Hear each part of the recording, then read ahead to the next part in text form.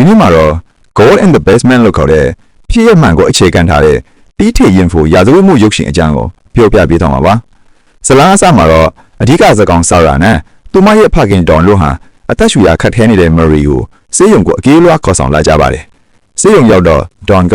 ဆာရာကိုဘာမှမပြောပဲငြိမ်ငြိမ်နေဖို့တတိပေးပါတယ်။ဆရာဝန်တွေကမယ်ရီကိုအသက်ကယ်ဖို့ကြိုးစားပေမဲ့နှလုံးခွန်လုံးရက်တန်သွားတဲ့မြင်ကွင်းနဲ့အတူဇလန်းကလွန်ခဲ့တဲ့အနှစ်20စီကိုပြန်သွားပါတယ်။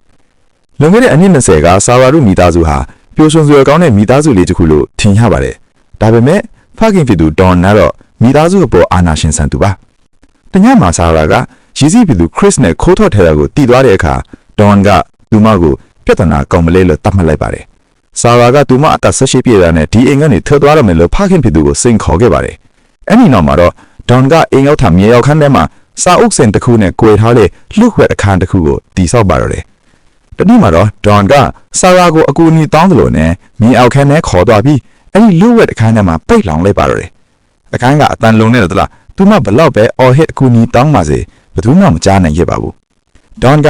ဆာရာထပ်ပြီးတော့ဒီလိုမိသားစုနဲ့ရဲတွေကိုလိန်ညာခဲ့ပါတယ်။မြေအောက်ခန်းထဲမှာတော့ဆာရာဟာငရဲခန်းကိုစတင်ရင်ဆိုင်ရပါတော့တယ်။ဒေါန်ဟာသူမကိုအစာနဲ့လေကောင်းတွေတန့်ကြဖို့ကတောင်အပြည့်ယူလို့ပြီးနှိမ့်ဆက်ခဲ့တယ်လို့သူမကိုလိန်ပိုင်းဆိုင်ရပါစော်ကားခဲ့ပါတယ်။အချိန်ကြီးကြာလာတာနဲ့မျှဆီရာဟာမြေအောက်ခန်းထဲမှာတင်တမီလေးမရီကိုမွေးဖွားခဲ့ပါတယ်။၄နှစ်ကြာမှတော့နောက်ထပ်ရင်တွေတယောက်ထက်ရခဲ့ပြန်ပါတယ်။ဒေါန်ဟာအပေါ်တက်မှာဇနီးဖြစ်သူအိုင်ရီနဲ့အတူတာမန်မိသားစုဘဝကိုဖျက်ဆီးနေပေမဲ့မြေအောက်ခန်းထဲမှာတော့ဆီရာတို့သားအမိကိုပိတ်လောင်ထားတဲ့လှုပ်ဝက်ကဘာတစ်ခုရှိနေခဲ့တာပါ။ဆီရာဟာနောက်ထပ်သားတစ်ယောက်ဖြစ်တဲ့သောမတ်ကိုမွေးဖွားတဲ့အခါမှာတော့ဒေါန်ကိုနားချပြီးကလေးကိုအပေါ်တက်မှာတွားထားခိုင်းပါတယ်။ဒေါန်ကကလေးကိုအိမ်ရှိဝရန်တာမှာထားခဲ့ပြီးဆီရာကိုယ်တိုင်ရေးတရားနဲ့စာတစောင်ကိုပါပူးတွဲထားခဲ့ပါတယ်။အဲ့ဒီစာထဲမှာတော့ဆီရာက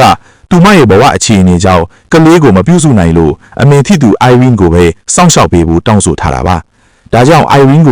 သောမတ်ကိုဆီရာရဲ့ကလေးမှန်ထိပေမဲ့ဒေါ်နီအစီအစဉ်တွေကြောင့်ဆီရာဘယ်မှာရှိနေမှန်းကိုတော့လုံးဝရှာမတွေ့ခဲ့ပါဘူး။မြေရောက်ခန်းထဲမှာ14နှစ်ကြာတဲ့အခါမေရီလေးဟာအရွယ်ရောက်လာပါတယ်။တညမှာဒေါန်ကမေရီအပေါ်စိတ်မကောင်းတဲ့အပြုတ်မှုတွေလှုပ်လာတာကိုဆီရာကတားဆီးတဲ့အတွက်ဒေါန်ကလေးဝင်လေးထွက်စနစ်ကိုပိတ်ပြီးအပြစ်ဆက်နှိပ်စက်ထဲပါတယ်။ဆီရာဟာမြေအောက်ခန်းကနေလွတ်မြောက်ဖို့ကြိုးစားတိုင်းဒေါန်ရဲ့ရက်ဆက်စွာပြုမှုတာကိုခံခဲ့ရပြီးကျမ်းမာရေးထိခိုက်မှုတွေကြောင့်နောက်ထပ်ရင်သွေးတွေအောက်ကိုလည်းဆုံးရှုံးခဲ့ရပါတယ်။ဒေါန်ကအဲ့ဒီအဖြစ်မှန်တွေကိုအိမ်နောက်ဖေးမှာပဲဖုံးကွယ်ထားခဲ့ပါတယ်။နောက်ဆုံးမှာတော့ဆီရာကသူမရဲ့ကလေးတွေကိုအမှန်တရားအားလုံးပြောပြလိုက်ပါတယ်။ဒေါန်ဟာသူတို့ရဲ့အဖိုးဖြစ်တယ်လို့အဖေလည်းဖြစ်နေတယ်ဆိုတဲ့အမှန်တရားကိုသိလိုက်ရတဲ့အခါမရီဟာစိတ်ထိခိုက်ပြီးပန်းနာရင်ချက်ယောဂအပြင်းအထန်ထဖောက်ပါတော့တယ်။မရီအဲ့ဒါလူနေရတဲ့အခြေအနေမှာဆီရာကဒေါန်ကိုအတနာခံပြီးဆေးရုံပို့ပေးဖို့တောင်းဆိုခဲ့ပါတယ်။ဆေးရုံရောက်တဲ့အခါဆီရာဟာပါးနဲ့စွာနဲ့ဒေါန်နဲ့လူချင်းခွဲပြီး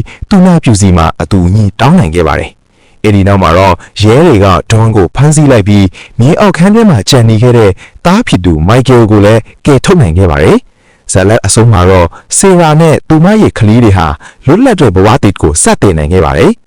အတိတ်ကချစ်သူခရစ်ကလည်းဆီရာစီကိုပြန်ရောက်လာပြီးသူတို့အသက်80နှစ်မှာအထူးတူခီးထွက်ဖို့ဝယ်ထားခဲ့တဲ့ဆိုင်ကယ်ဥဒုလေးကိုလက်ဆောင်ပေးခဲ့ပါတယ်။ဆီရာတယောက်သူမဆောင်စားခဲ့ရတဲ့လွတ်လပ်တဲ့ဆိုင်ကယ်စီးခီးစဉ်လေးကိုခရစ်နဲ့အတူပျော်ရွှင်စွာထွက်ခွာသွားရင်းနဲ့ဇလန်လီပြီးဆုံးသွားပါတယ်။အခုလိုစိတ်ဝင်စားစရာကောင်းတဲ့ရုပ်ရှင်အညွှန်းတွေကိုစက်ကြည့်ဖို့အတွက်ကျွန်တော်တို့ရဲ့ channel ကို subscribe လုပ်ထားပြီး notification လေးနှိပ်ထားဖို့မမေ့ပါနဲ့အောင်နော်။ကြည့်ရှုပေးကြတဲ့အတွက်ကျေးဇူးတင်ပါတယ်။နောက်ထပ်ဘယ်လိုစကားမျိုးကို recap လုပ်ပေးစေချင်တယ်လဲဆိုတာပြောပြပေးခဲ့လို့ရပါတယ်ဗျာ။